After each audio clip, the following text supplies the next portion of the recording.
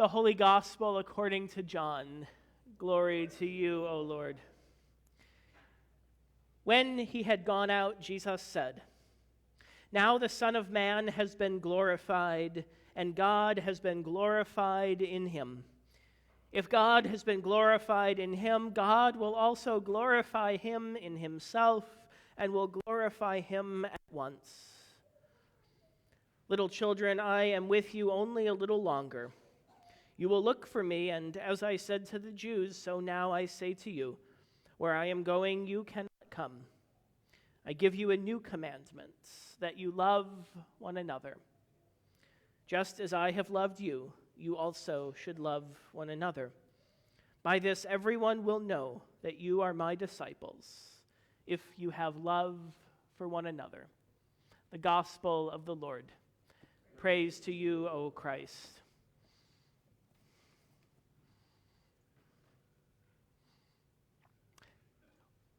What if I told you that one of my favorite books in the entire Bible was the book of Revelation? You might look at me like I had two heads, which frankly is something you might come to expect to read in the book of Revelation. But every third year in our lectionary cycle, during the season of Easter, we get these readings every week from Revelation. And while Revelation might not seem especially Eastery at first glance, I think Revelation is actually the most Eastery it gets.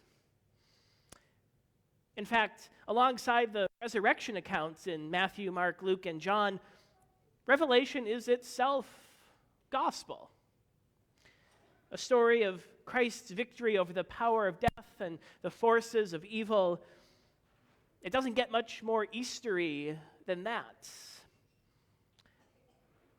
But let's back up a bit. So this week's reading from chapter 21 shows us the ending, and we'll get a little bit more of that next week. But last week's reading, back in chapter 7, helped set the scene. A scene steeped in oxymoron.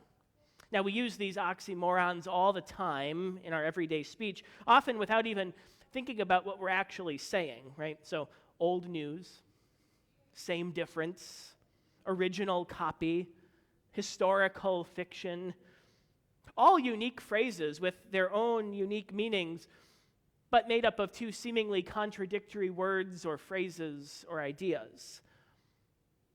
Here's another one.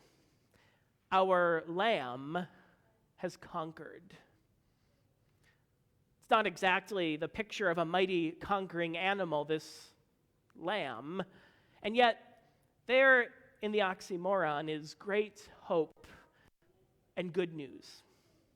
Now, a couple of things to know. First, the author of Revelation lived during a time when the Roman Empire dominated. Rome was all about world domination, world conquering. Rome's idea of world peace was a world that would be entirely ruled by them, which was great if you were an upper-class Roman citizen, but it came at a costly price for pretty much everyone else. And if you didn't buy into Rome's vision, Rome had a way of making your life difficult. Second, the author of Revelation and his fellow Christians fell squarely into this latter camp. Rome was not exactly their friend, and writing Revelation was this author's way of showing it.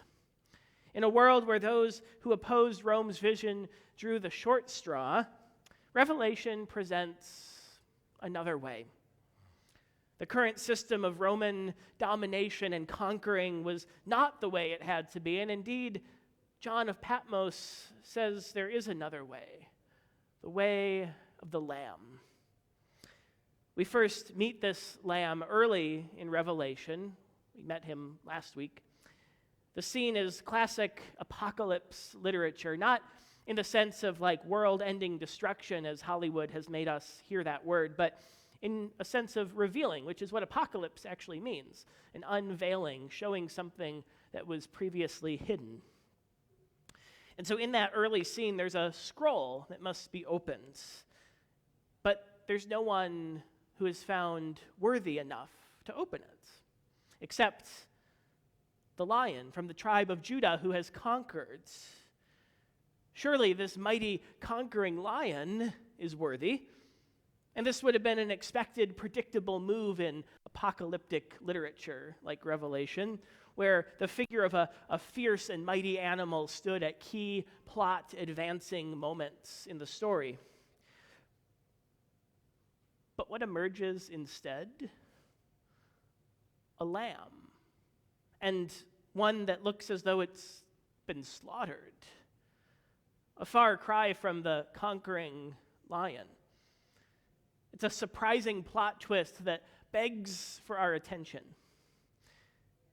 A few chapters later in the scene that we read last week, this great multitude that no one can count is gathered around the throne of God and acclaims this lamb as the one who brings salvation, blessing and glory and wisdom and thanksgiving and honor and power and might be to God and the Lamb forever. No wonder we get these texts from Revelation in our lectionary readings for this Easter season. These are texts that inspire our canticles of praise and our hymns of Easter triumph. At the Lamb's high feast we sing praise to our victorious King. For the Lamb who was slain has begun his reign.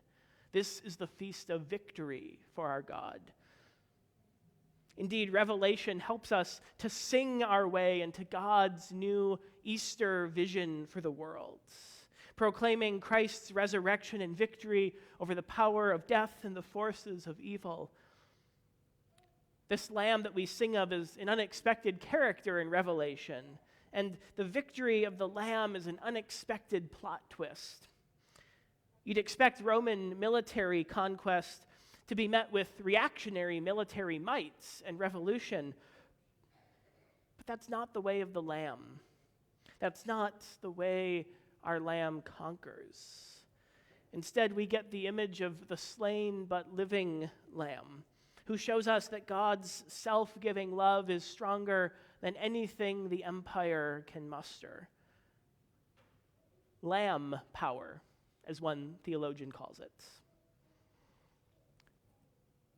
Just this past weekend, just yesterday, I had the opportunity to join with other Glenview and Chicagoland faith leaders and political figures and community members at the Ismaili Jamaat Kana for a special luncheon for Eid al-Fitr, the festival marking the end of Ramadan for Muslims around the world. One of the speakers who gave an overview of the significance of Ramadan also shared a short story about the Prophet Muhammad that stuck out to me. As he was beginning his prophetic career, Muhammad's message among the people of Mecca, where he was from, was not exactly the most popular and most well received. Sounds a little bit like another religious leader closer to home.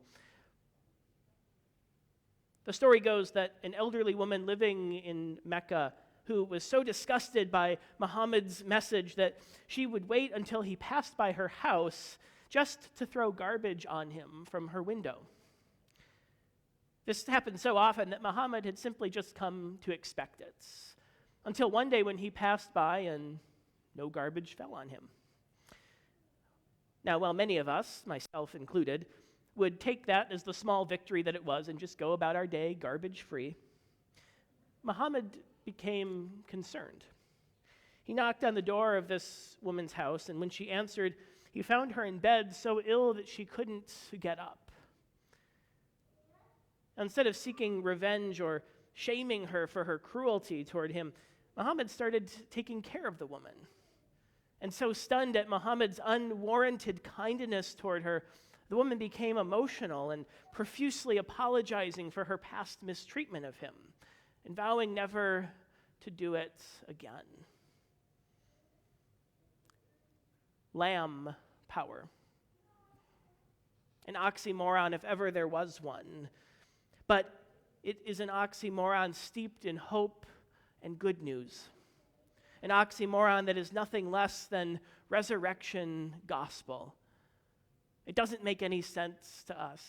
And yet, the gospel is subversive like that. upending all of our expectations and offering us something so much more profound. This subversive gospel looks like the love that Jesus encourages his disciples to have for one another, the kind of love with which he loved them to the end, the kind of love that stoops down to wash feet and that stretches wide its arms on the cross, the kind of love that eats with sinners, prostitutes, tax collectors, and lepers, the kind of love that offers tender mercy and kindness in the face of acts of garbage-spewing hatred, the kind of love that builds bridges instead of walls, the kind of love that conquers all things. No empire, no system of oppression, no form of injustice, no act of hate, nothing can overcome this Lamb power. This is the message of Revelation, and this is our Easter proclamation and the Oxymoronic Gospel truth. Our Lamb has conquered. Our Lamb has conquered all evil and injustice. Our Lamb has conquered death and destruction. Our Lamb has conquered oppression and hatred. And because our Lamb has conquered, so we can shout, Alleluia, Christ is risen. Christ is risen indeed. Alleluia.